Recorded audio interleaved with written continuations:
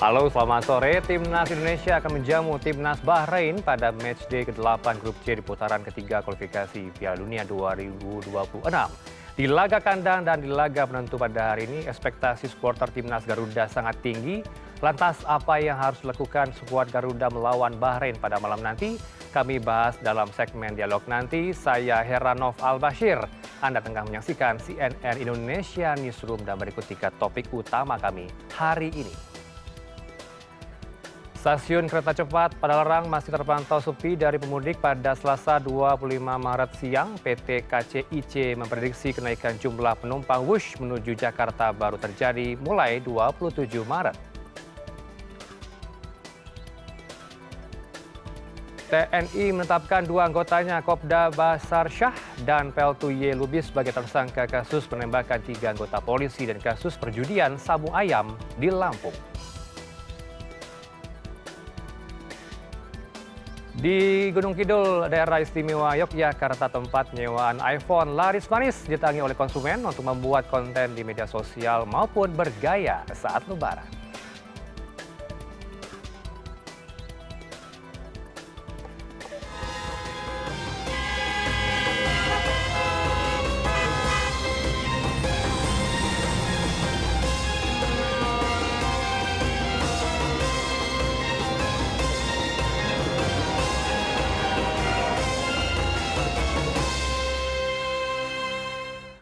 Pemirsa, bagaimana suasana di Bandara Soekarno-Hatta, Tangerang, Banten pada hari ini? Kita langsung sapa rekan saya, ada Adi Dwinanda, produser lapangan kami yang berada di Soekarno-Hatta, Tangerang, Banten. Selamat sore, Adi. Apakah sudah nampak sejumlah penumpang yang sudah padat pada hari ini untuk berangkat?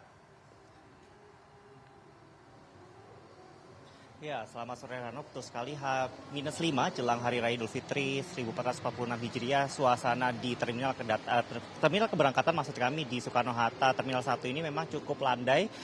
Kendati demikian Heranov, dibandingkan 1 hari kemarin, ini memang terjadi lonjakan setidaknya ada 6.000 penumpang, di mana hari ini total penumpang yang akan melakukan perjalanan di Terminal Soekarno-Hatta ataupun di Bandara Soekarno-Hatta ini mencapai 146.000 penumpang atau calon pemudik, di mana hal ini dikarenakan memang ada sejumlah hal begitu ya Heranov, mengingat bahwa sebagian masyarakat ini juga sudah mulai melakukan libur. Dan memang untuk lonjakan sendiri, puncak dari arus mudik di Terminal Soekarno-Hatta ataupun di Bandara Soekarno-Hatta Terminal 1A ini kemungkinan akan terjadi pada tanggal 28 hingga 30 Maret 2025. Langsung saja Heranov, saya akan mengajak Anda untuk melihat bagaimana suasana terkini di Terminal 1A Bandara Soekarno-Hatta. Di Terminal 1 ini memang cukup landai Heranov. Berdasarkan data yang kami himpun dari pihak pengelola bandara menyebut bahwa total hari ini akan ada 146.000 calon pemudik yang akan meninggalkan kota Jakarta, di mana jumlah ini meningkat sebesar 6.000 penumpang jika dibandingkan 1 hari lalu. Untuk total pesawat ataupun total keberangkatan sendiri ini akan ada setidaknya 519 flight, dan ini untuk keberangkatan dan kedatangan mencapai 522 flight jika ditotal menjadi 1.041 flight. Dan selama periode Lebaran Idul Fitri 1446 Hijriah sudah dimulai pada tanggal 24 Maret hingga nanti 7 April begitu ya. Ini memang dari Bandara Soekarno-Hatta sendiri sudah menyiagakan penerbangan tambahan, mengingat berdasarkan prediksi sendiri hari ini ataupun selama periode mudik Lebaran tahun 2025 lalu ini nanti akan ada 3,9 juta atau naik sekitar 7,9%, lebih tinggi daripada tahun lalu. Ini prediksi dari pihak bandara sendiri, di mana hal ini terjadi karena adanya kebijakan penurunan harga tiket pesawat sebesar 14%. Dan hal ini dikonfirmasi oleh calon penumpang ataupun calon pemudik yang memang akan melakukan penerbangan di Bandara Soekarno-Hatta sendiri, menyebut bahwa memang ada setidaknya penurunan tiket pesawat sebesar 14% begitu, karena memang ini merupakan sejalan dengan kebijakan yang dilakukan oleh pemerintah untuk mendukung dari Lebaran Idul Fitri ataupun arus mudik selama periode Lebaran Idul Fitri 1446 Hijriah. Dan sejumlah antisipasi pun juga dilakukan pihak pengelola Bandara Soekarno-Hatta, Heranov, untuk mengantisipasi nantinya jika terjadi adanya lonjakan arus pemudik yang cukup besar pada tanggal 28 Maret hingga 30 Maret ini prediksinya ini nanti akan ada sejumlah penerbangan tambahan seperti yang saya katakan tadi di awal, akan ada setidaknya sekitar 668 flight tambahan selama periode 28 Maret hingga tanggal 30 Maret 2025. Kemudian dari pihak pengelola bandara sendiri juga tengah menambah sistem X-ray tambahan, yaitu nanti akan ada 11 alat X-ray. Ini 3 diantaranya dioperasikan di Terminal 3 Bandara Soekarno-Hatta. Kemudian juga nanti akan ditambahkan juga untuk 98 autogate untuk sistem kedatangan internasional di Bandara Terminal 3. Dan selain dari antisipasi penambahan sistem X-ray, kemudian penambahan jumlah penerbangan, ini juga di Bandara Soekarno-Hatta, khususnya di Terminal 1A tempat saya melaporkan saat ini, sudah di standby-kan juga sistem self-check-in. Itu artinya Anda juga bisa melakukan check-in secara mandiri di sistem komputer yang ada di Bandara Soekarno-Hatta ini. Jadi Anda tidak perlu melakukan counter check-in ataupun check-in di counter ini untuk mempermudah masyarakat apabila melakukan check-in. Jadi nantinya diharapkan tidak ada antrian yang cukup panjang di sistem counter check-in ataupun di proses ke arah boarding, ke arah pesawat Heranov. Tentu kita akan masih nantikan bagaimana dinamika yang masih akan terjadi di Bandara Soekarno-Hatta Terminal 1A, karena memang ini prediksinya masih akan terjadi lonjakan atau puncak arus mudik ini masih akan terjadi pada tanggal 28 hingga 30 Maret 2025. Kembali kepada Anda, Heranov. Tadi terakhir, apakah ada himbauan khusus bagi para calon penumpang di bandara untuk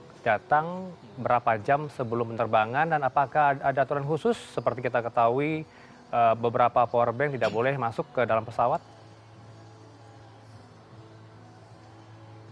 Iya, betul sekali Heranov, bahwa memang masyarakat ini jika ingin melakukan perjalanan menggunakan pesawat udara memang dianjurkan untuk datang lebih cepat, karena hal ini untuk mengantisipasi adanya hal-hal yang tidak diinginkan. Salah satunya adalah terjadi kemacetan di tol bandara, yang mengingat bahwa pada momen-momen arus mudik ataupun puncak arus mudik nantinya ini diprediksi akan terjadi antrian cukup panjang di gerbang tol untuk menuju ke arah bandara, sehingga masyarakat ini diminta untuk aware ataupun sadar begitu ya, bahwa untuk datang ataupun berangkat dari kediaman masing-masing ini lebih awal untuk mengantisipasi macetnya jalan tol. Kemudian yang kedua adalah antisipasi jika nantinya terjadi antrian di sistem counter check-in ataupun di self check-in, sehingga Anda juga diminta untuk melakukan check-in dari rumah, karena kita tahu bahwa saat ini sudah bisa begitu ya dilakukan untuk check-in melalui website penerbangan masing-masing, sehingga sangat dianjurkan bagi masyarakat untuk melakukan self check-in di rumah agar untuk menghindari hal-hal yang tidak diinginkan seperti adanya antrian di sistem check-in, ataupun kemudian nanti akan ada antrian di sistem pengecekan barang bagasi nantinya.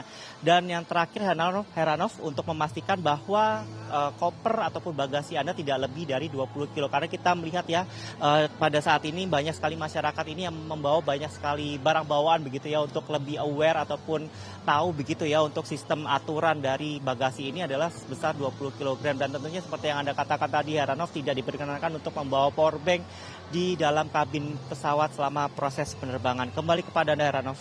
Adi Dunanda, terima kasih untuk update Anda bersama kami di Newsroom pada sore ini. Nah, sementara itu stasiun kereta cepat Padalarang masih terpantau sepi dari pemudik pada Selasa 25 Maret siang. PT KCIC memprediksi kenaikan jumlah penumpang Wush menuju Jakarta baru terjadi pada 27 Maret. 6 hari jelang Hari Raya Idul Fitri, stasiun kereta cepat Padalarang Kabupaten Bandung Barat, Jawa Barat masih terpantau sepi dari pemudik. Meski demikian, ada sejumlah warga yang tetap mudik lebih awal dengan beberapa alasan, seperti menghindari kepadatan penumpang di stasiun dan adanya kenaikan harga tiket kereta cepat. Para pemudik yang menggunakan kereta cepat menuju Jakarta ini rata-rata akan kembali melakukan perjalanan ke berbagai daerah, seperti Kurniawan menuju Makassar, Sulawesi Selatan, sementara Nadia Ilham menuju Lampung. Lebih cepat, efisien. Kebetulan kami dari sini ke Cengkareng lanjut ke Lampung gitu. Dari sini ke Halim terus ke Cengkareng. Iya. Flightnya nanti jam 5. Kebetulan di kantor juga sudah WFH, jadi ya mending daripada nunggu di tempat kerja ya, mending mudik aja sambil kerja di kampung gitu ya. Lebih enak mungkin. Betul. Betul, di dekat-dekat Lebaran pasti kan penuh ini perjalanan apa segala macam, pasti ramai, jadi mending ya jauh-jauh hari aja lah. PT KCIC memprediksi peningkatan jumlah penumpang kereta cepat mulai terjadi pada 27 Maret. Pada masa angkutan Lebaran 2025, tiket Wush dijual mulai dari Rp225.000. Tahun ini ada 808.000 kursi yang terbagi dalam 62 perjalanan. Jumlah ini meningkat 20% dibandingkan tahun lalu. Selain menyiapkan ketersediaan tiket, PT KCIC juga berfokus pada kesiapan infrastruktur kereta demi keamanan perjalanan pemudik. Untuk memastikan kondisi WUS, kita mengoperasikan ya yang namanya kereta inspeksi atau comprehensive inspection train, di mana kereta ini berjalan seminggu sekali menggunakan berbagai sensor yang ada untuk memastikan bahwa kondisi jalur, kelistrikan, persinyalan itu dalam kondisi baik melalui berbagai sensor yang tersedia. Adapun kita juga menyiapkan tugas pengamanan untuk memastikan keamanan jalur dan keamanan di stasiun dalam kondisi baik sebanyak 530 petugas. Jadi memang kita sudah cukup mempersiapkan angkutan lebaran ini secara matang, dan harapannya perjalanan WUS di angkutan lebaran ini dapat berjalan aman, lancar, dan terkendali.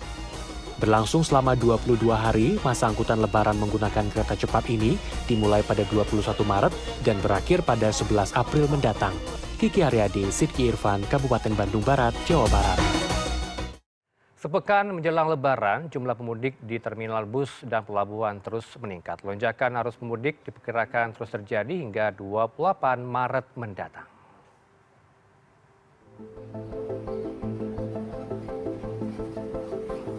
Jumlah pemudik yang berangkat melalui Terminal Pulau Gebang, Jakarta Timur mencapai 1.111 orang pada Senin. Jumlah ini naik hingga 100% dibandingkan hari biasa. Diprediksi jumlah pemudik akan terus meningkat hingga 28 Maret. Sementara itu sebanyak 250 personel gabungan dari Polres Jakarta Timur, TNI, Disub, dan Satpol PP diturunkan untuk melakukan pengamanan di Terminal Bus Pulau Gebang. Peningkatan jumlah penumpang juga terjadi di Terminal Bus Mengui, Badung, Bali pada Senin. Jumlah penumpang naik 3 kali lipat dibanding hari biasa dan diprediksi kenaikan jumlah penumpang akan berlangsung hingga 27 Maret. Para pemudik memilih pulang lebih cepat untuk menghindari kemacetan dan penutupan pelabuhan Gilimanuk pada 28 Maret karena peringatan Hari Raya Nyepi. Karena takut macet, mau pulang juga ke Bandung biar gak macet. Ramai banget ini juga udah. Udah rame ya? Iya. Berapa lama nanti rencananya Mbak di kampung? Nggak tahu kesini lagi, nggak tahu. Di Medan, Sumatera Utara, sekitar 3.500 pemudik tiba di Pelabuhan Belawan menggunakan KM Kelut Senin siang. Jumlah ini meningkat 3 kali lipat dari jumlah penumpang rata-rata sekitar 1.000 orang. KM Kelut berangkat dari Pelabuhan Batu Ampar, Batam, Kepulauan Riau pada Minggu 23 Maret. Kapal ini mengangkut pemudik dari Batam dan sebagian dari Malaysia yang singgah di Batam terlebih dahulu. Mudik dengan kapal laut menjadi pilihan karena lebih nyaman dan harganya lebih murah. Senang, karena kan rasa macam aman sebab dia tak ada macam bergelombang gitu ya. Kalau yang yang kecil itu, yang biasa saya naik feri kecil itu, dia goyang, kalau ini tidak, tak terasa. Harganya terjangkau seperti apa, Bu? Sangat terjangkau lah. Tim Liputan CNN Indonesia.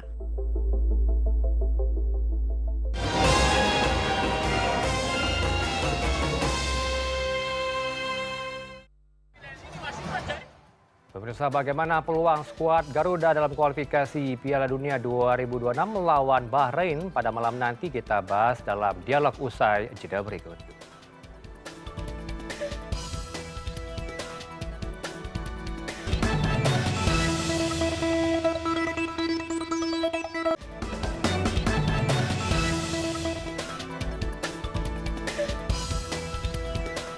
Anda kembali bersama kami di Newsroom. Pemirsa, Timnas Indonesia akan kembali berjuang untuk lolos ke Piala Dunia 2026 dengan menjalani laga kualifikasi Grup C babak ketiga melawan Timnas Bahrain di Stadion Utama Gelora Bung Karno GBK Senayan, Jakarta. Sehari menjelang laga lanjutan Grup C kualifikasi Piala Dunia 2026 babak ketiga, Indonesia dan Bahrain menggelar latihan persiapan terakhir Senin petang. Timnas Bahrain mendapat kesempatan untuk menggelar official training terlebih dulu yang diikuti seluruh pemain mereka.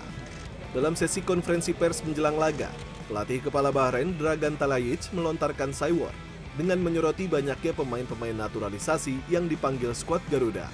Menurutnya ini sesuatu yang mengherankan, mengingat populasi masyarakat Indonesia yang terbanyak keempat di dunia.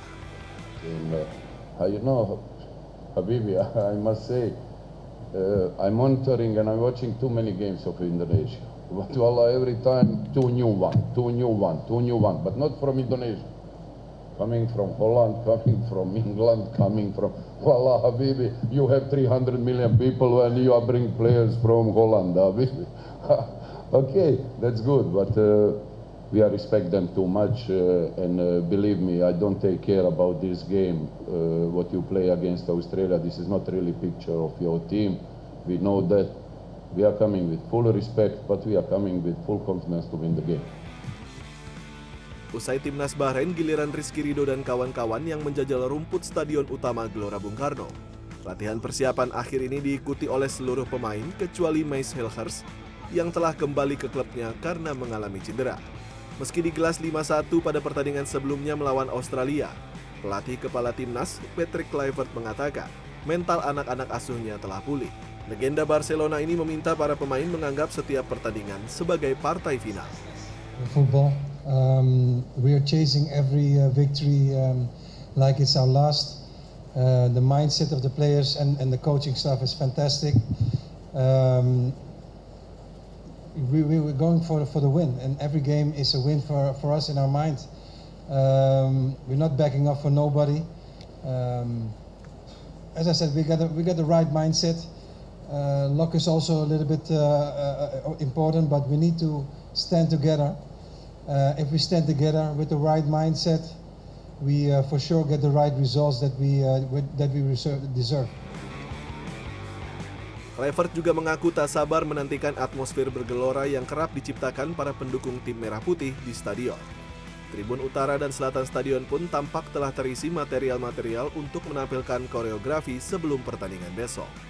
Laga krusial antara Indonesia dan Bahrain akan kick-off mulai pukul 20.45 waktu Indonesia Barat. Diego Basro, Urip Handoyo, Jakarta. Pemirsa, timnas Indonesia akan menjamu Bahrain pada matchday ke-8 Grup C di putaran ketiga kualifikasi Piala Dunia 2026. Di laga kandang dan di laga penentu pada hari ini, ekspektasi supporter timnas Garuda sangat tinggi. Lantas apa yang harus dilakukan oleh skuad Garuda melawan Bahrain? Kita langsung minta analisa dari pengamat sepak bola sudah bergabung bersama kami sambungan daring dengan Bung Anton Sanjoyo yang akrab disapa Bung Joy. Selamat sore, salam olahraga Bung Joy. Selamat sore, salam olahraga. Sehat selalu Anda? Alhamdulillah, sehat. Iya. Wah, Bung Joy, di laga kandang, di laga penentu pada hari ini ekspektasi publik, ekspektasi supporter kita cukup tinggi. Apa yang harus dilakukan oleh skuad Garuda malam nanti? Ya, ini laga hidup mati ya, boleh dikatakan setelah kekalahan melawan Australia kan peluang Indonesia untuk lolos ke mana langsung itu praktis pudar ya, praktis sudah nggak ada. Jadi sekarang peluangnya adalah lolos ke putaran keempat dan itu masih sangat dimungkinkan jika memenangi dua laga. Pertama yang hari ini melawan Bahrain dan kemudian melawan Cina tanggal 5 Juni. Nah ini menurut saya itu yang paling krusial adalah hari ini. Karena kalau sampai kehilangan poin hari ini, katakanlah draw, memang peluang untuk ke putaran 4 menjadi juga menipis. Meskipun masih ada ya secara hitung-hitungan matematik. Tapi direct kompetitor Indonesia kan sekarang Bahrain, Cina, dan Arab Saudi. Gitu loh. Sementara Arab Saudi nilainya udah lebih tinggi dari Indonesia, nilainya 9. Indonesia, Bahrain, dan Cina nilainya 6. Jadi yang betul-betul direct kompetitor adalah Bahrain dan Cina. Dua-duanya Indonesia harus menang. Kalau mau ke putaran keempat lewat posisi 3 atau posisi 4. Jadi nggak boleh kehilangan angka nih. Nah ini yang harus diwaspadai karena yang pertama harus melupakan kekalahan besar melawan Australia. Itu menurut saya memukul mental para pemain. Tapi main di GBK harusnya pulih ya. Yang kedua, Bahrain tidak bisa dipandang remeh karena ini Bahrain yang berbeda dari yang kita hadapi beberapa bulan yang lalu. Mereka sudah improve banyak, mereka menjuarai turnamen di Teluk, dan kemudian mereka kemarin juga membuat susah Jepang sebetulnya. Saya lihat permainan mereka solid. Nah ini yang harus diwaspadai oleh Kluivert. Saya yakin dia sudah nonton pertandingan Bahrain juga. Dan kesalahan-kesalahan elementer, terutama ketika pertandingan melawan Australia, tidak boleh terulang. Bahwa strategi yang akan diterapkan dan macam-macam saya rasa tergantung implementasi nanti di lapangan. Tapi dugaan saya masih akan menggunakan 4-3-3. Mungkin tidak akan langsung menggebrak seperti kemarin, walaupun kemarin itu melawan Australia langsung menggebrak dan hasilnya ada. 15 menit pertama dominasi luar biasa, 2 peluang sayang nggak bisa dijadikan gol. Nah ini yang kemudian membuat peluang Indonesia atau moral pemain Indonesia tiba-tiba runtuh. Dan seketika itu juga Australia bangkit. Dan kelihatan betul lubang-lubang di lini tengah, terutama Nathan, Tom Haye. Menurut saya itu tidak boleh terjadi lagi di pertandingan lawan Bahrain. Karena secara physically mereka menurut saya juga bugar, gitu ya. Dan sementara saya masih meragukan apakah Jai misalnya, yang baru datang ke Sydney tanggal 18, harus kembali ke Indonesia sehari kemudian, apakah dia sudah betul-betul pulih. Hanya dia yang tahu, Kluivert yang tahu, dan tim pelatih yang tahu. Tapi mungkin dari tingkat kebugaran barangkali sedikit Bahrain lebih baik ya. Dan keuntungan Indonesia hanya satu, bermain di kandang. Yang kedua, tim ini yang sudah lama sekali tidak bermain setelah melawan Arab Saudi dan menang, kemudian kalah lawan Australia, harus memulihkan kepercayaan diri. Nah ini yang saya kira dalam 2-3 hari ini sudah diupayakan betul oleh Kluivert dan kawan-kawan. Mudah-mudahan sih pada pertandingan nanti malam semua sudah ready, semua sudah siap melupakan kekalahan melawan Australia. Karena harus menang, bebannya juga berat, tapi saya harap sih tidak ada pressure yang betul-betul bisa membuat justru kaki-kaki mereka berat ya. Mudah-mudahan permainan menjadi ringan dan permainan bergulir dengan indah. Baik, tadi ada sempat menyinggung soal PR di lini tengah. Tom Haye dan Ivar Jenner akan menjadi pengatur serangan kan nanti? Saya kira begitu, karena kemarin itu Tom Haye sebetulnya juga ingin berperan sebagai pengatur ya. Cuma memang Nathan kan beberapa kali meninggalkan wilayahnya sampai ke perimeter pertahanan lawan itu terlalu jauh. Dan gol dari 2 gol pertama dari Australia itu menurut saya karena bolongnya di lini tengah, tidak ada intercept yang betul-betul akurat di lini tengah, sehingga mereka leluasa sekali memasukkan bola ke wilayah pertahanan Indonesia. Dan itu yang tidak boleh terjadi lagi, karena kemarin ketika lawan Arab, ketika melawan sebelum pertandingan itu, lini tengah Indonesia itu termasuk salah satu yang terbaik. Prosentase challenge di sana, prosentase intercept di sana cukup tinggi. Nah kemarin itu nggak kelihatan sama sekali. Nah ini yang harus diperbaiki saya kira. Lini pertahanan saya kira juga perlu lebih dinamis. Saya harus mengatakan bahwa Rizky Ridho harus dimainkan sejak awal, karena dia sebetulnya yang paling kompak dengan Jai. Sudah terjalin chemistry-nya dan jangan diubah-ubah lagi. Saya kira Kluivert sudah tahu lah. Termasuk Kevin Dix dan Calvin Verdong untuk beroperasi menjaga pertahanan, Bung Joy. Ya saya kira kemarin pun mereka sudah berusaha keras ya, karena memang formasinya kan 4-3-3. 4-3-3 itu formasi menyerang tapi balance. Dan Kevin Dix, Verdong nih yang agak menurut saya catatannya, karena dia kadang-kadang ada di lini depan itu terlalu jauh daripada perimeter pertahanan. Dan ini yang beberapa kali kan memang jebol dari sektor kanan. Sektor pivot juga kemarin harusnya diisi oleh Tom Haye dan Nathan. Nathan banyak membuat kesalahan, jadi memang harusnya sih tidak terulang lagi. Nah ini yang saya kira catatan. Kevin Dix saya kira di luar penaltinya yang gagal kemarin tampil lebih bagus dari yang lain. Ya, sementara runner Ratmangun oleh Romani dan juga Rafael Struijk ini siap untuk memberikan ancaman di lini depan begitu ya, Bung Joy? Ya saya kira mereka harus mendapatkan kesempatan pertama, mungkin juga gantian nanti kalau Marcelino bisa main, saya kira juga dia ini ada tiga tempat yang diperebutkan oleh 4 orang. Jadi rasanya sih kalau Ratnar dikasih kesempatan karena dia paling bugar pasti kan, dia harus dapat kesempatan. Ole nggak boleh di drop, saya kira, dan pilihan saya kira saya lebih condong kepada Marcelino ya, karena pergerakan Marcelino ini agak liar. Cuma dia lepas bolanya ini yang kadang-kadang terlambat. Jadi dan dia harus melepas bola kepada pemain yang bebas. Jadi saya kira kalau di lini depan kerjasamanya baik antara Ratnar, Ole dan Marcelino, saya kira peluang untuk mencetak gol sangat besar. Ini kan gawang kita berulang kali dibombardir oleh Australia beberapa waktu lalu. Apakah memang sudah waktunya diganti untuk posisi kiper dari Martin Pas ke sosok yang lain? Ada nama Emil Audero, Bung Joy? Ya ini memang ya memang ada wacana seperti itu kan. Emil juga kiper pengalaman.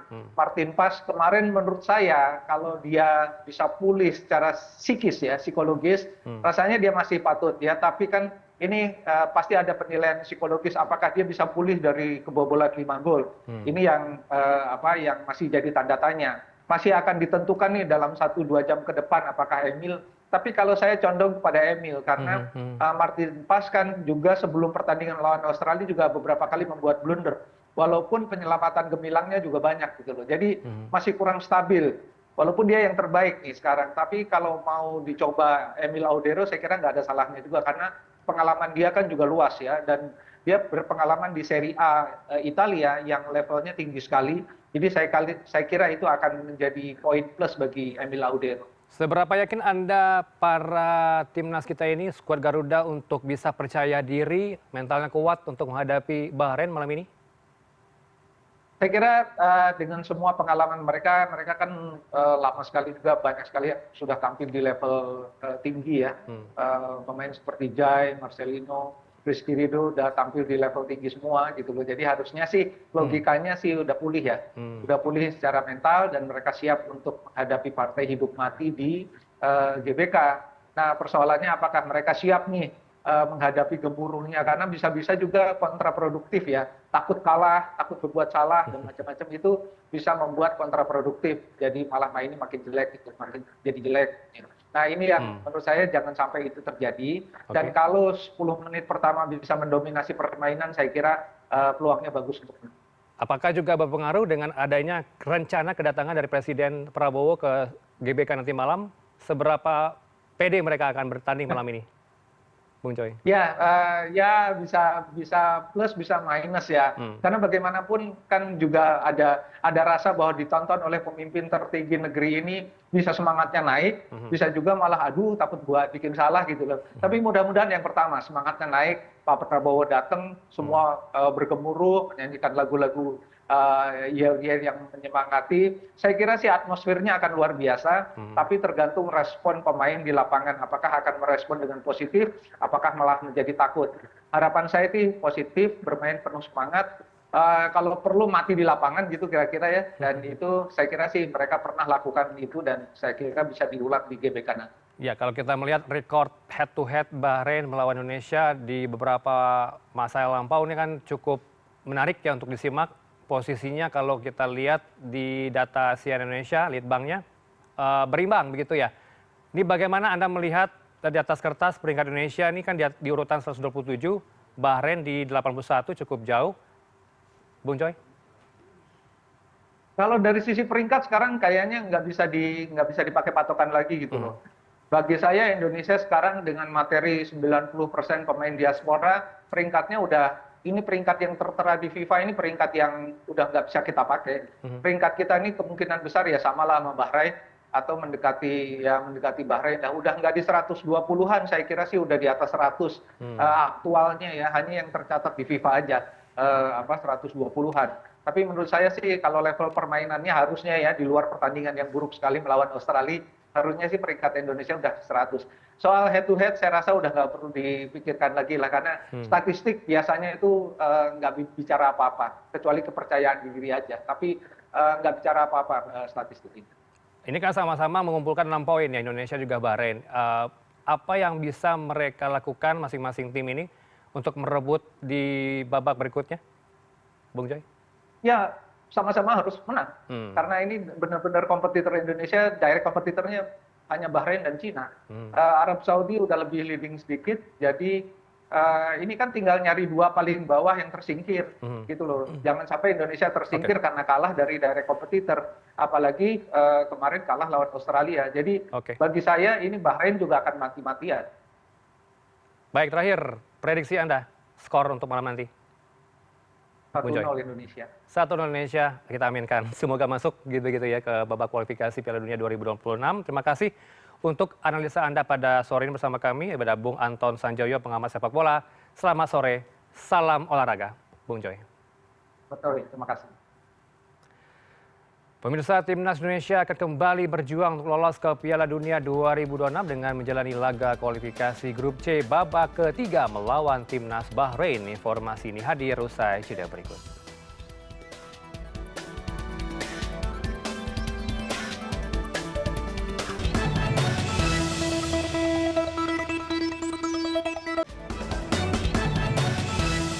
Pemirsa, Timnas Indonesia akan menjamu Bahrain pada matchday ke-8 Grup C di putaran ketiga kualifikasi Piala Dunia 2026. Rekor head-to-head Timnas Indonesia jumpa Bahrain tidak terlalu buruk. Dari 8 pertemuan yang sudah terjadi, skuad Garuda pernah memetik 2 kemenangan dan 3 hasil imbang dan 3 kali kalah. Berikut head-to-head Indonesia melawan Bahrain yang kami kutip dari laman cnnindonesia.com. Kita lihat untuk momen kemenangan pertama yang diraih oleh Indonesia skuad Garuda ini terjadi ketika ada Piala Ajang Presiden Cup, di mana skor kita mendapatkan 3-2 begitu ya. Untuk kemenangan pertama di tahun 1980, kemudian kemenangan kedua terjadi tahun 2007 di Piala Asia dengan skor 2-1, yang mencetak gol dari Budi Sudarsono dan juga Bambang Pamungkas di momen 2007 ini. Kemudian kalau kita lihat ya, head to head antara Timnas Indonesia melawan Bahrain, 2 kali menang kitanya, kemudian 3 kali imbang dan 3 kali kalah di 8 pertemuan. Dan untuk laga imbang ini terjadi di Rifa di kandang lawan Bahrain begitu ya. Kemudian apa yang perlu mereka siapkan, baik itu Bahrain dan juga Indonesia yang sama-sama sudah mengumpulkan 6 poin, di mana untuk malam ini di pukul 20 malam ini mereka harus sama-sama mengejar 3 poin untuk ke babak berikutnya begitu ya. Di mana bidik kemenangan guna tingkatkan posisi di grup C, kita harus membidik untuk kemenangan pada malam hari ini atau wajib menang begitu ya. Kemudian untuk Bahrain ini mengincar 3 poin di kandang lawan, di kandang kita ya begitu ya, di GBK Jakarta. Karena kalau berbicara untuk asa kita ke depan, ada 3 pertandingan lagi yang menanti, ada Indonesia melawan Bahrain, kemudian melawan Jepang dan juga China. Kemudian kalau kita lihat lagi 8 pertemuan yang saya sebutkan tadi antara Indonesia juga melawan Bahrain. Ini momen yang terjadi ada 2 kali menang, 2 kali imbang, 3 kali imbang dan 3 kali kalah begitu ya. Di tahun 80 begitu kita menang, kemudian di tahun 2007, kemudian kalau kita lihat di momen berikutnya untuk imbang ini terjadi pada tahun 88, kemudian di tahun berikutnya kita juga imbang di 1982 dan 3 kali kita juga alami kekalahan di 2004, kemudian di 2011 serta di 2012. Itu tadi ya kita sebutkan ke Anda momen di mana head to head antara Indonesia melawan Bahrain. Kita harapkan pada malam hari nanti Indonesia akan melawan Bahrain akan menang untuk merebut posisi di Piala Dunia 2026 atau kualifikasi Piala Dunia 2026. Dan informasi lainnya hadir usai jeda berikut, tetap bersama kami di CNN Indonesia Newsroom.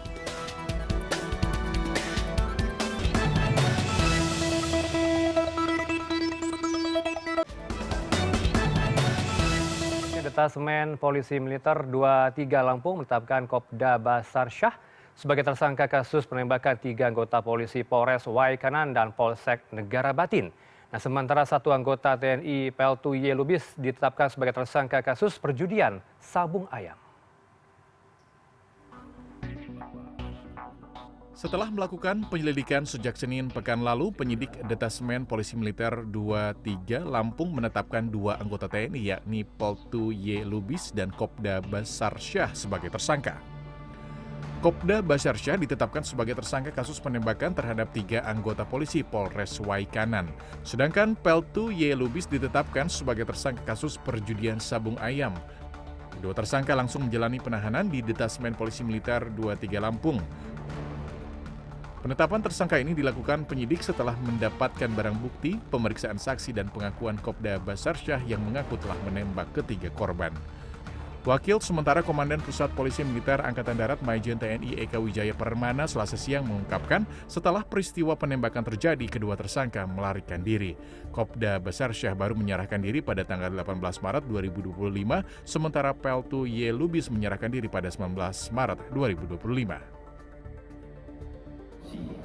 Pelaku penembakan adalah Kopda B dan yang bersangkutan sudah mengakui menembak 3 korban itu.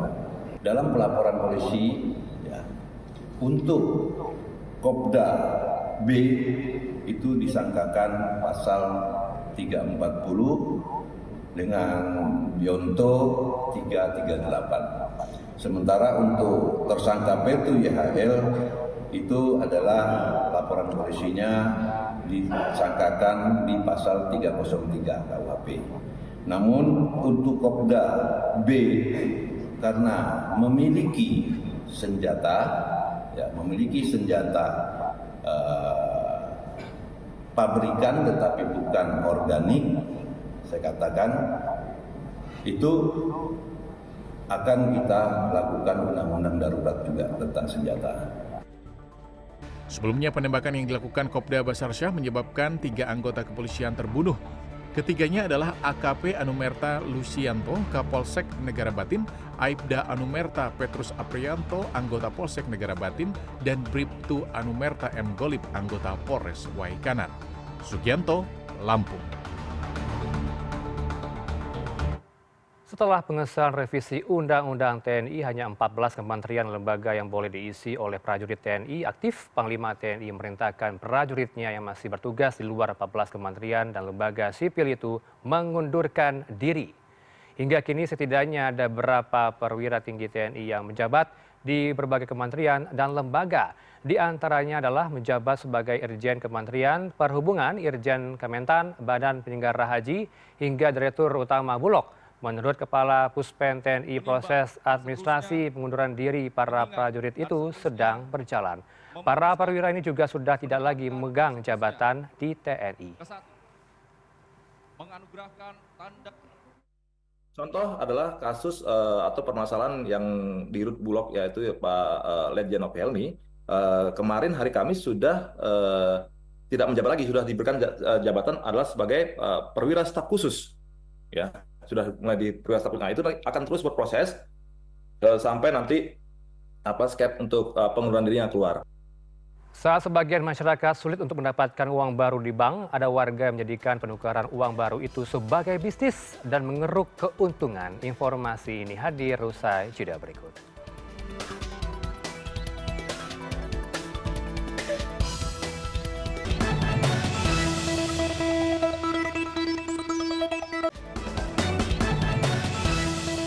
Kita ke informasi berikutnya. Jelang Hari Raya Idul Fitri, lokasi penukaran uang baru jadi buruan warga yang ingin menukarkan uang ke pecahan kecil untuk dibagikan kepada kerabat saat momen Lebaran tiba. Angpau Lebaran juga jadi salah satu pengeluaran terbesar saat Ramadan tiba.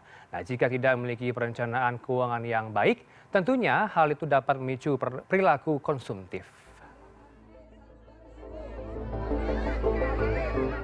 Minggu pagi, kawasan Tandon Ciater di Kecamatan Serpong, Tangerang Selatan ramai oleh warga yang hendak menukar uang baru untuk dibagikan ke sanak saudara saat Lebaran nanti. Banyaknya warga yang antusias membuat antrean mengular. Karena banyaknya peminat, panitia penukaran uang hanya memperbolehkan 1 orang saja untuk menukar 1 paket pilihan yang disediakan. Kali ini, panitia hanya menyediakan kuota penukaran uang untuk 135 orang. Di Menteng, Jakarta Pusat, warga juga antri untuk menarik uang pecahan Rp10.000 dan Rp20.000 yang disediakan anjungan tunai mandiri sebuah bank BUMN pada Senin siang. Pada Ramadan, pecahan uang senilai Rp10.000 dan Rp20.000 jadi buruan warga yang ingin membagikan angpau kepada kerabat saat Lebaran tiba. Warga mengaku memilih menarik uang di ATM yang menyediakan uang pecahan kecil lantaran sulit menukar uang baru. Untuk sekarang karena antriannya panjang, jadi cuma dikasih 3 kali penarikan. Oh, 3 kali penarikan. Itu jumlahnya? Jumlahnya tergantung, kalau misalkan 20.000 itu paling banyak 500, kalau misalkan 10.000 itu paling banyak 250. Saat hari raya seperti Lebaran, biasanya daya beli masyarakat akan meningkat.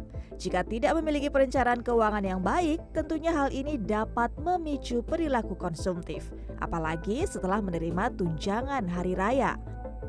Sebagian besar masyarakat telah memiliki perencanaan penggunaan uang THR mereka. Kebanyakan dari mereka mengalokasikan uang THR untuk berbagai kebutuhan selama hari raya. Pertama-tama dari THR tersebut yang kita terima tentu saja harus kita sisihkan dulu untuk investasi.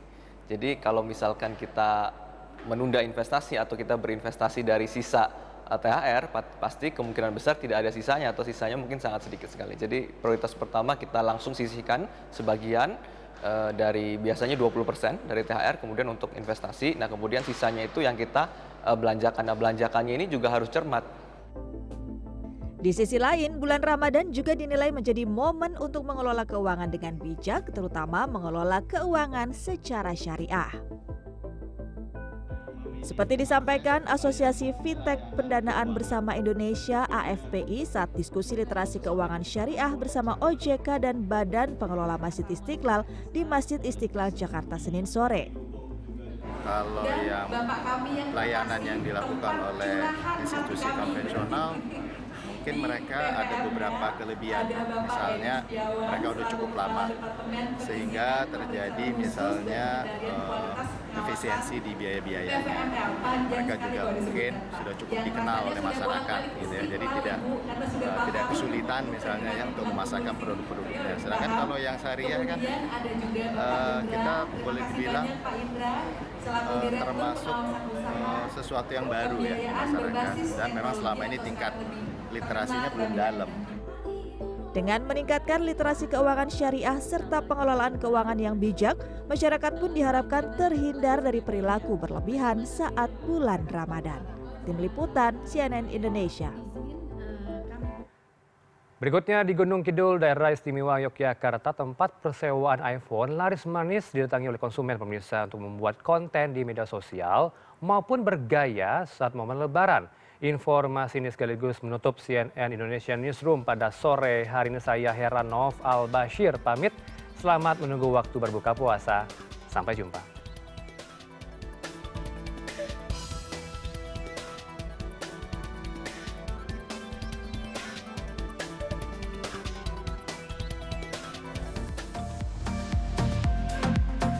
Penyewaan iPhone kebanjiran pesanan selama bulan Ramadan dan menjelang Hari Raya Idul Fitri.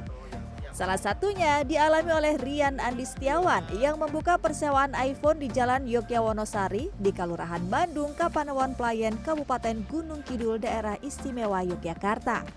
5 hari menjelang Lebaran, puluhan unit iPhone laris disewa oleh berbagai kalangan, mulai dari kaum muda hingga orang dewasa untuk mengabadikan momen maupun keperluan membuat konten di media sosial. Nah, untuk keperluan Mas, kan kameranya jernih, buat konten tuh jernih gitu. Biasanya sewa yang 24 jam atau yang? Iya, 24 jam. Adapun iPhone yang disewakan mulai dari iPhone XR hingga iPhone 14. Untuk dapat menyewa gawai asal negeri Paman Sam ini, konsumen dikenai tarif mulai Rp150.000 sampai Rp320.000 per 24 jam. Orang gitu, rame apa enggak? Alhamdulillah Mas, omsetnya udah alhamdulillah naik Mas, sudah banyak yang booking dari puasa dapat seminggu itu udah rame Mas untuk bookingan Lebaran Mas. Udah alhamdulillah banget Mas. Yang disewa biasanya apa aja ini? Yang disewa itu dari tipe XR Mas, XR sampai pun 14 Mas. Iya.